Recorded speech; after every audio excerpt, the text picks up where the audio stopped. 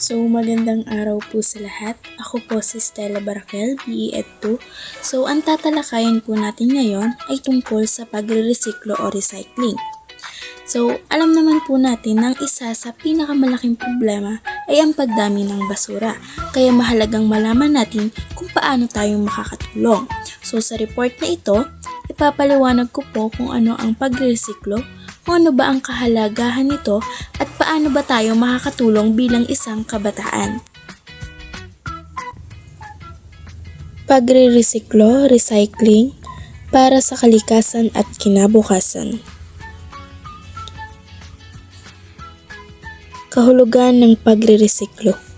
Ang pagre-resiklo ay ang proseso ng muling paggamit ng mga basura upang maging bagong produkto. Layunin nito na mabawasan ang basura at mapangalagaan ang kalikasan. Ang pagre-resiklo, ito yung mga paggamit ulit ng mga basura para maging bagong produkto. Ibig sabihin, instead na itapon lang, ginagawa natin siyang kapakinabang ulit para mabawasan ang basura at makatulong sa kalikasan. Kahalagahan ng pagre-resiklo. Una, nakababawas ng basura, nakakatulong sa kalikasan, nakakatipid ng likas na yaman, nakababawas ng polusyon, at nakakatulong sa komunidad.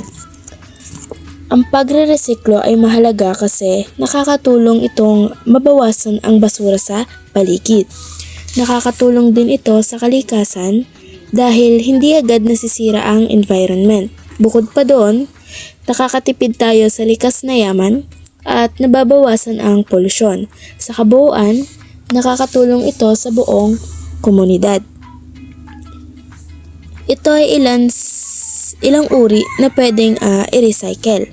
Una ay papel, o kaya yung mga dyaryo o notebook. Pwede pa natin siyang magamit sa iba pang bagay. Plastic, kagaya ng bote o yung mga lalagyan. Ang bote, pwede natin siyang gamitin pa. For example ay gawing paso or gawing lagay ng mga gamit kagaya ng mga ballpen, lapis. Sunod ay salamin, kagaya ng garapon o bote, at metal kagaya ng lata. 3 R's sa pagre-resiklo.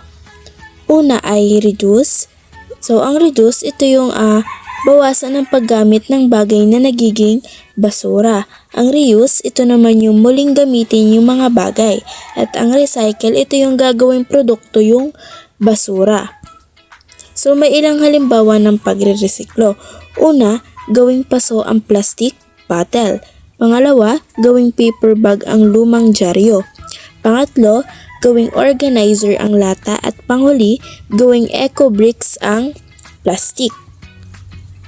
Paano makakatulong ang kabataan?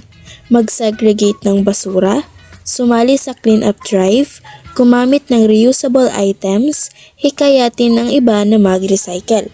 Makakatulong ang kabataan sa pagre-resiklo sa pamamagitan ng tamang pagsasegregate ng basura, pagsali sa clean-up drive, paggamit ng reusable items, at paghikayat sa iba na mag-recycle para maengganyo din yung ibang tao na hindi lahat ng bagay ay kailangang itapon.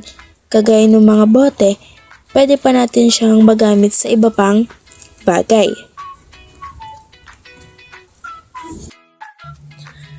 Ngayong natalakay na natin ang ating aralin, sa kabuuan, mahalaga ang pagre-resiklo dahil nakakatulong ito sa pagbabawas ng basura at sa pag-aalaga ng ating kalikasan.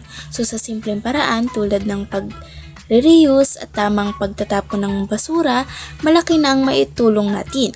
Bilang kabataan, may mga responsable tayo na magsimula sa sarili natin at hikayatin ng iba na makiisa.